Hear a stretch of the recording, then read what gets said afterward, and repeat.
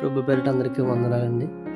మనం ఉద్యోగం కోసం రెడీ అవుతుంటే అండి, అదే కంపెనీ సీఈఓ మన ఇంటికి వచ్చండి, నేను మీ ఇంట్లోకి రావచ్చా అని అడిగితే మనకి ఎలా ఉంటుందండి? అలానే ఆయన కృప చూపి నాకు యోగ్యత లేకపోయినా ఆయన గొప్పవాడు కాబట్టి అండి నాకు ఇంత భాగ్యం ఇచ్చాడు. ఎంతో కృప చూపించి నాకు రక్షణ భాగ్యం ఇచ్చాడండి. దయచేసి ప్రతి ఒక్కరూ రక్షణ నిర్లక్ష్యం చేయొద్దండి. ప్రభువు రాకడ అతి దగ్గరలో ఉంది.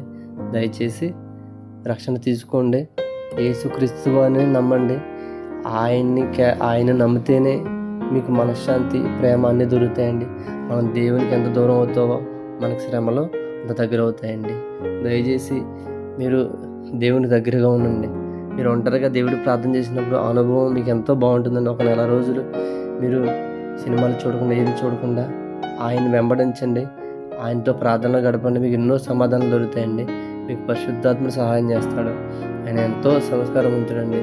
ఆయన మీరు అడిగితే ఖచ్చితంగా, మీరు పిలిస్తే వచ్చి మీకు సహాయం చేస్తాడు. నా జీవితంలో కూడా అటువంటి మేలే జరిగిందండి. దయచేసి మీరు ఈ యొక్క కడవర దినాల్లో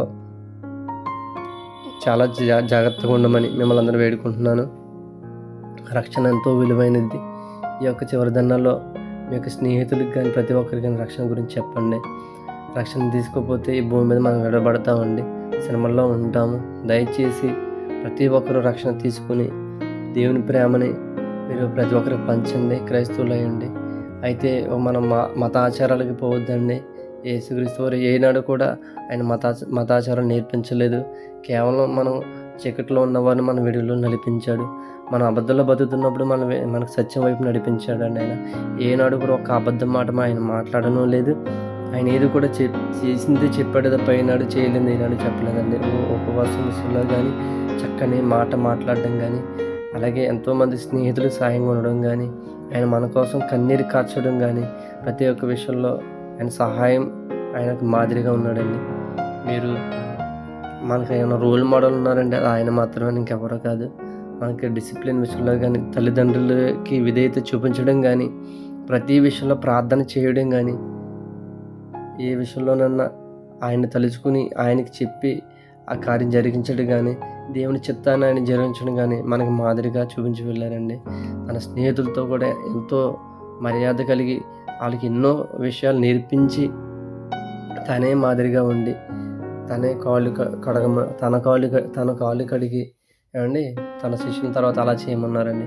అటువంటి మంచి గొప్ప మహోన్నతుడండి, విశ్వనాయకుడు, గొప్ప దేవుడు, మంచి న్యాయవంతుడండి.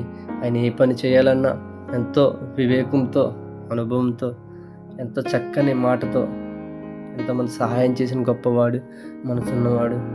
ఆయన నమ్మి ఆయన ప్రేమ తిరిగి పొందండి. క్రైస్తవులుగా మనం ఆయన ఇష్టపడాలి, ఆయన చెప్పిన మార్గంలో మనం నడాలి. ఇతరుల గురించి మనకు అనవసరం అండి. ఎవరిని విమర్శించవద్దు.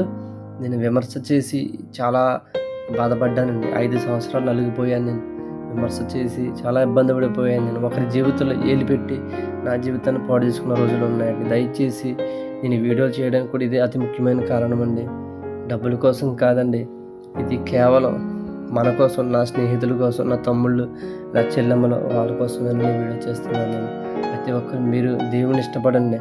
ఈ లోకంలో ఉన్న ప్రేమ అబద్ధం అండి. నేను ప్రతి ప్రేమను చూశానండి, ప్రతి ప్రేమలో మోసం ఉందండి, అవసరం ఉంది. కానీ యేసుక్రీస్తు ప్రేమలో మోసం లేదండి. కేవలం మనం బాగుండాలని మన కోసం ప్రాణం పెట్టి మనకు తోడుగా ఉండి ప్రతి కష్టంలో కూడా మనం తోడుగున్న వ్యక్తి ఆయన మాత్రమేనండి. ఆయన్ని నమ్మి మనస్ఫూర్తిగా మనం సహాయం అడిగితే ఖచ్చితంగా చేస్తాడండి. మనకి తెలివి లేకపోయినా తెలివిస్తాడు, సహాయం చేస్తాడు, ప్రేమనిస్తాడు. ఆ ప్రేమను అందరికి పంచితే ఆయన ఇంకా సంతోషపడతాడండి. మన దేవుడు నమ్మదగిన దేవుడు, మనం నమ్మదగిన వారం. అందుకని ఆయన నమ్మండి. ఖచ్చితంగా ప్రతి ఒక్కరు ప్రార్థన చేయండి.